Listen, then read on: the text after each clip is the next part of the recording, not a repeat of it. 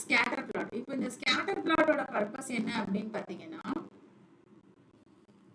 Scatter அப்படின்னாலே வந்து you can have range analysis. எந்த ரேஞ்சில் வந்து எனக்கு இன்புட் இருக்கு அப்படின்றத அனலைஸ் பண்ணுறதான்.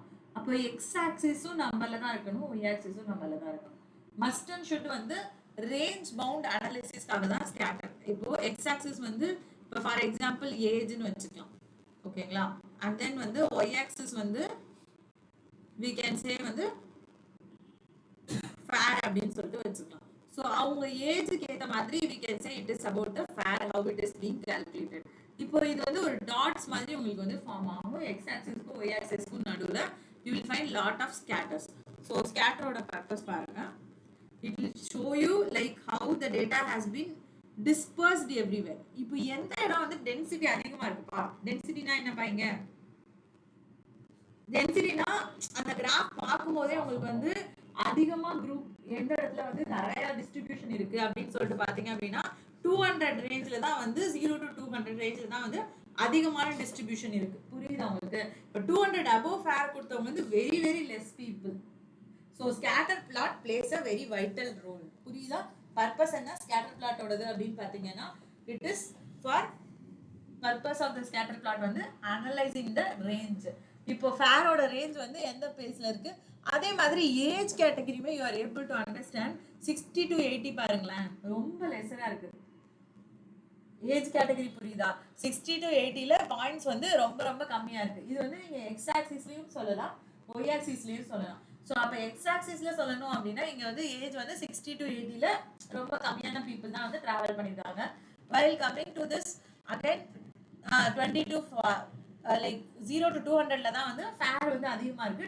200 above 400 above பாயிண்ட் பாருங்க, ஒண்ணுதான் இருக்கு. தெரியுதா லாஜிக் என்ன அப்படின்னு சொல்லிட்டு? இதுதான் வந்து ஸ்கேட்டரோட point. Scatter plot is used for purposes to generate the distribution. இதுல இன்னொரு அடிஷனல் ஃபேக்டர் ஒன்னு இருக்கு. அது என்ன அப்படின்னு சொல்லிட்டு பாத்தீங்க அப்படின்னா சைஸ். ஸோ இந்த இடத்துல நான் சைஸ் அப்படின்னு சொல்லிட்டு ஒரு காலமை ஆட் பண்ணிக்கலாம். ஸோ சைஸ்ல நான் வேற ஒரு காலம் ஆட் பண்றேன், ஓகேங்களா. சர்வைவ்டுன்ற ஒரு காலம் இருந்துச்சு இல்லையா, அது நான் வந்து ஆட் பண்றேன்.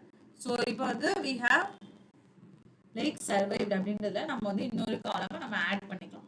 ஸோ சர்வைவ்ட் அப்படின்ற ஒரு விஷயத்த நம்ம வந்து என்ன பண்றோம் அப்படின்னு பாத்தீங்கன்னா சைஸ்ல வந்து ஆட் பண்ணிக்கிறோம். ஸோ சைஸ் வந்து இப்போ நம்ம பார்க்கும்போது டிஃபால்ட்டா இது ரொம்ப சின்னதா இருக்கிறதுனால உங்களுக்கு அந்த அளவுக்கு பெருசாவே தெரியாது. இப்போ ஆயிடுச்சு.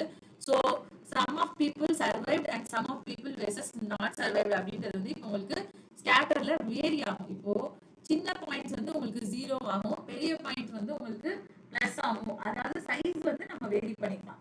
இன்கேஸ் இது நமக்கு வந்து அந்த அளவுக்கு பெருசா ஒர்க் அவுட் ஆகல அப்படின்னா நம்ம வந்து ஃபேரோட வந்து ஒர்க் அவுட் பண்ணிக்கலாம். ஸோ ஏன்னா வந்து சைஸ் வந்து இப்போ நம்ம வந்து லைக் சர்வைவ்ல கொடுக்கும்போது எனக்கு அந்த அளவுக்கு பெருசா டிஃபரன்ஷியேஷன் தெரியல, ஓகேங்களா. Because I have only 2 classes which is nothing but எனக்கு சர்வைவ்டு நாட் சர்வைவ்டு அப்படின்னு சொல்லிட்டு அப்ப நான் என்ன பண்ணலாம், சைஸ்ல instead of this I can move forward with fare.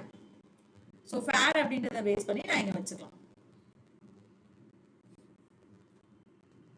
So இந்த காலம்ல நான் என்ன பண்ணிக்கலாம் அப்படின்னு பார்த்தீங்கன்னா ஃபேர் அப்படின்ற காலம் ஆட் பண்ணிக்கலாம். So based on the fare வந்து இப்போ எனக்கு சைஸஸ் வந்து மாறும். ஸோ அந்த ஏஜ் குரூப்ல நம்ம வந்து ஃபேரையும் நம்ம வந்து இப்போ அண்டர்ஸ்டாண்ட் பண்ணலாம்.